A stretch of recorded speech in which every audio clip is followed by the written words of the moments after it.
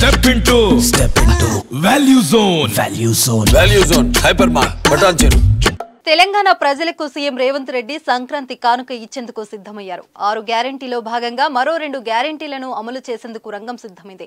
ఇప్పటికే మహిళలకు ఉచిత బస్సు ప్రయాణం, రాజీవ్ ఆరోగ్యశ్రీ హామీలను ఇప్పటికే అమలు చేస్తుండగా రైతు భరోసా బదులుగా పాత రైతు బంధు పథకం కింద కొంతమంది రైతుల అకౌంట్లలో డబ్బులు వేసింది.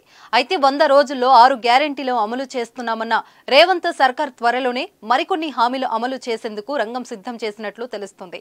ఈ వారంలోనే మరో 2 గ్యారెంటీలు అమలు చేయడంపై సీఎం ఫోకస్ చేశారు. అయితే ఆ 2 గ్యారెంటీలు ఏంటి, ఏ హామీలు అమలు చేస్తారనేది ఇప్పుడు సస్పెన్స్ గా మారింది. 500 రూపాయలకే సబ్సిడీ వంట గ్యాస్ సిలిండర్, 200 యూనిట్ల వరకు ఉచిత విద్యుత్, ఈ 2 హామీలను తొందరగా అమలు చేయాలని కాంగ్రెస్ సర్కార్ భావిస్తున్నట్లు తెలుస్తుంది. తెల్ల రేషన్ కార్డు ఉన్నవారికి ఈ 2 పథకాలు వర్తించేలా చేయనున్నట్లు తెలిసిందే. అర్హులైన మహిళలకు నెలకు 2500 రూపాయలు పథకం అమలు కూడా కసరత్తు జరుగుతున్నట్లు సమాచారం. అదే విధంగా వచ్చే నెల అనగా ఫిబ్రవరి చివరి నాటికి మరికొన్ని హామీలను అమలు చేసేందుకు రేవంత్ ప్రభుత్వం చర్యలు ప్రారంభించింది. పెన్షన్ పంపిణీపై కూడా దృష్టి సారించింది.